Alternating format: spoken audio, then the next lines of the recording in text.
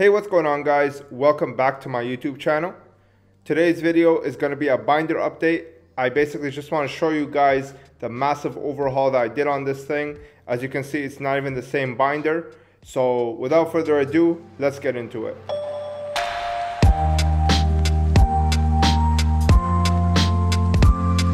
Alright, so as you can see, I'm back to the Card Guardian binder.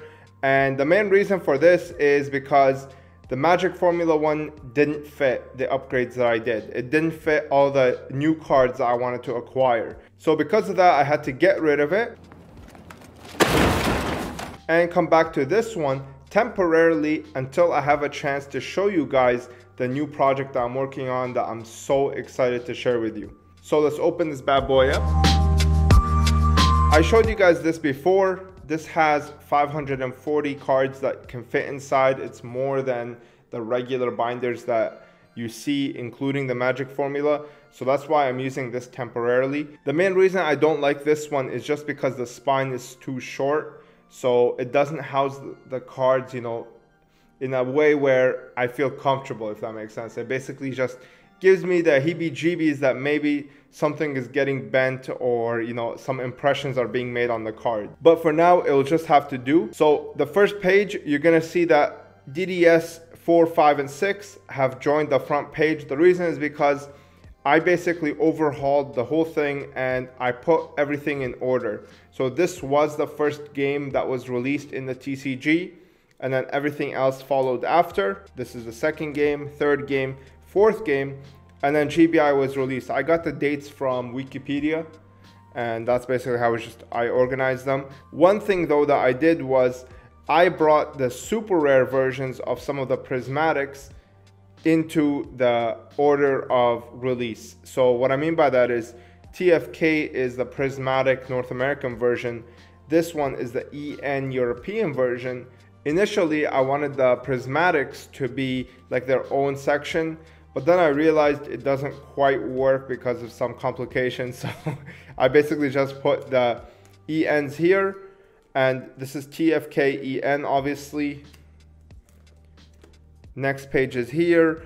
PCY used to be with PCJ and PCK, but again, there is a difference in release date. DOD came out before PCK, so I had to swap that. And then again, the super rare versions of DOD are right here. So here are the first prismatic rares that have the EN prefix on them.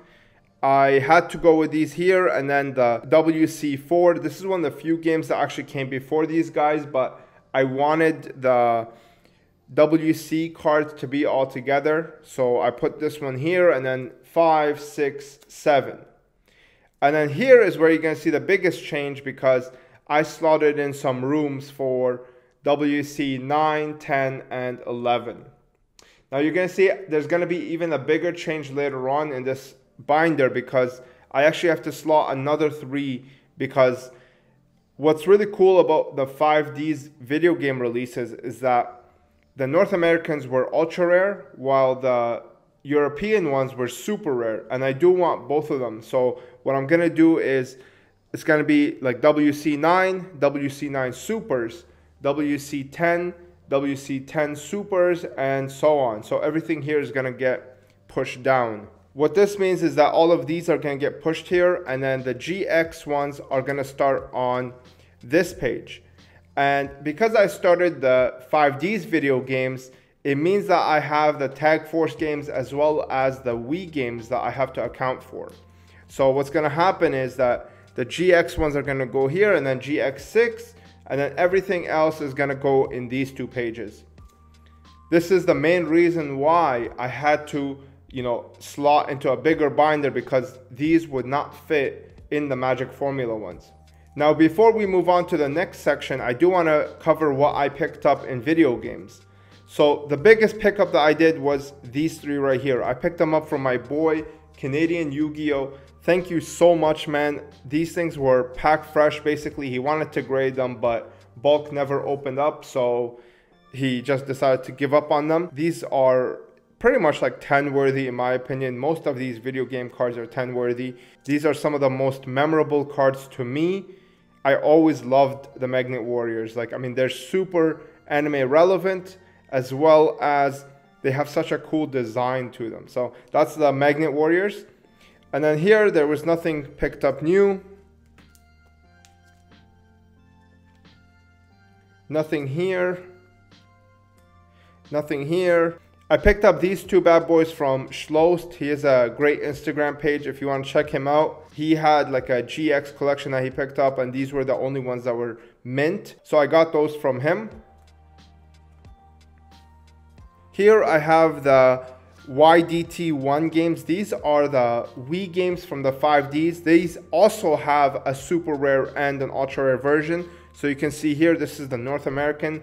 Here is gonna go the European ones. The European ones are a little bit more difficult to find, but they are European stock, so they, you know, it's not the best quality, if that makes sense. All of the ones that are gonna go here are things like, for example, you know, the Wheelie Breaker game, which has like the flaming skulls and stuff like that. I don't remember the cards exactly. The main reason I decided to pick up the 5Ds games is because, number one, they're very limited. Like, they're not crazy expansive. I'm not delving into like hundreds of cards. I think it comes out to around like 20 or so extra cards. I don't have a problem with that. Plus, I can say that I have every video game card, if that makes sense. And then here we get to the BPT.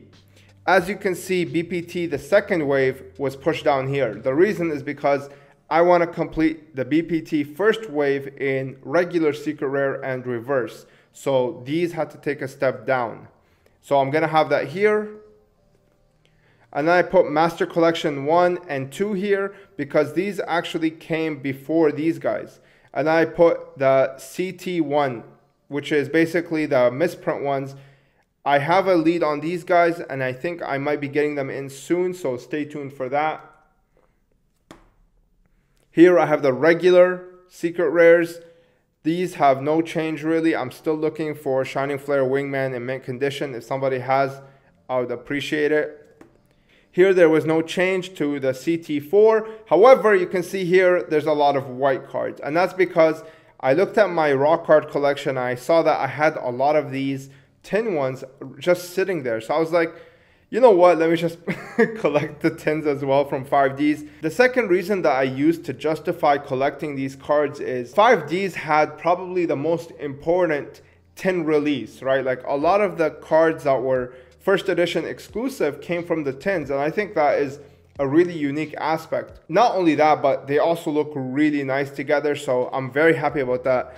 These are the CT5. I'm missing Black Rose and like a couple more here. And then over here, I'm going to be putting in the rest of the 5Ds era tins like Draco Knight, Ikeste, and so on and so forth. Now we get onto the special release. So you can see that I swapped in different sleeves here. These used to be blue ones. I just figured that, you know, more differentiation between every type of card makes for a better and more appealing look when you open up the binder, you know what I mean, and you start browsing through it. Here I have the FL1. You've seen these before. These are huge checkoffs right here. These are mint UBP ones here. For some reason, he listed the 4 pieces together and he put the head like a different time. I bid on all of these, I won all of these, but I missed out on the head. So I am looking for a UBP head. Unfortunate that I don't have it here, but I'm so happy to be able to like close in on this collection because these are probably some of the hardest cards to find. Honestly, like, these are such beautiful copies of Exodia pieces. So that's that, and then I put the Dark Paladin here. Next page, Elemental Hero Collection. I didn't really do any changes here. You guys have seen this before. Pick these guys up here. DPCT 1 and 2. I finally picked these up in mint condition. I finally have them coming in the mail, so I hope to share that with you guys soon. Here I have the Dark Legends RP02, like a bunch of the special edition releases here. And then here I start with the actual, you know, the box special editions. IOC, RDS, TLM, right here, and then EEN. These guys were picked up from a mail day way back when, where I did the Lost Millennium sealed case. Check that out if you haven't seen it already. It's an absolutely badass mail day. These guys are ones that you just saw in my past video. This was from the SOI special edition. but these are the ultra rare variants. I discussed where they come from, etc. in that video. And then here we have Stone. We have Stone Cyber End Dragon. This is the first release of this artwork, believe it or not. A lot of people think that this artwork was released in the GX collection, but that actually came after. They randomly slotted this card in to the Stone special editions, and I was able to pick that up from the same collection where I picked up these guys. Shrink I already had. Here are the continuations, and then the Twilight edition. And then here, I don't remember what I wanted to put here, to be honest with you. I'm not even going to worry about it because I have so much other stuff to worry about. I was able to find like a near mint copy. This is not to the standard that I would like, but this is one of those cards where it's so hard to find in mint condition that sometimes you just have to settle. I was able to get this one for a decent price. I am willing to pay up though. I mean, if somebody has this in mint, I am definitely willing to pay you good money for this. So if you have that, definitely let me know. SD12, this is the cheaper one of the two. I haven't really gotten around to picking this one up, to be honest with you. This right here is the Magician's Valkyria from the 5Ds deck. This was like a very short release, and it always has like this white corner issue at the top right. I don't know why, like it just always has that. But this is one of the rarest Magician's Valkyries out there. And it's probably one of the rarest Magician cards in general. I mean, this is super hard to find, and it goes for a lot of money. This one is just like this one. It's a near mint card. I don't think it's mint, but for now, it's a good placeholder until I do find one that is mint. And I don't think that will be anytime soon. So that's why I was willing to settle for these two. No changes here. I already had this one from last time. And then here, I made some big changes. I was able to find two North American GX cards. So these guys are both North American versions. They are not the European ones. So there's no chipping or any issues on the back. Absolutely love these two. I'm so happy I was able to locate them, and both are super minty. So yeah, look, I mean, this one, if it wasn't for the centering, it'd be a PSA 10 for sure.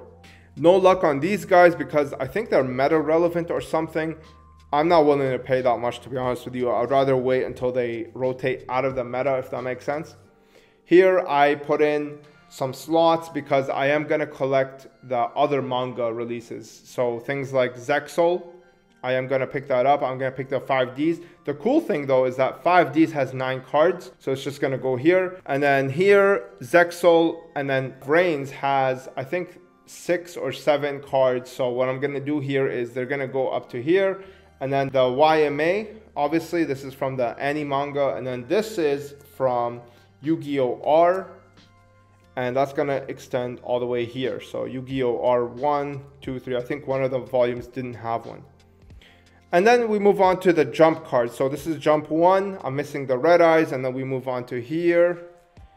I was able to pick this one up from a collection I bought. I actually purchased like a big booster box collection. I showed on my Patreon. This was one of the few cards I was able to salvage in mint condition. Actually, I wouldn't say that this is mint. I would say this is near mint. I am looking for a mint version if somebody has to swap this one out, but I was able to find this one, and the collection also had this card right here. This one comes from the Jump magazines. The reason I slotted it in here is because this was the only main card that didn't get like a YAP release. So I slotted this in here, and basically I have Dark Magician, and then once I get the rest of these, I'm gonna have, you know, Blue Eyes, Red Eyes, etc. And that's the YAP collection right here. Here I put the remaining of my lost arts. I picked up a bunch of them from fellow Instagrammers. If you have any of these in sealed or open mint, I am definitely interested. So definitely hit me up. I mean, I'm willing to pay like whatever market is, as long as I know that they are mint. So just hit me up if you have any of these. Let me know which ones and what your price is, and I'll tell you, hey, you know what, I'll grab them from you. So yeah, that's all I have for you guys today in terms of updates. I mean, I did add a ton of cards this time, but I can't wait to show you guys the next one, because the next one is going to be so fire, man. Like, I cannot wait to show you. That's all I have for you guys today. Hopefully you enjoyed that, and hopefully you learned something. I'll see you in the next one. Peace.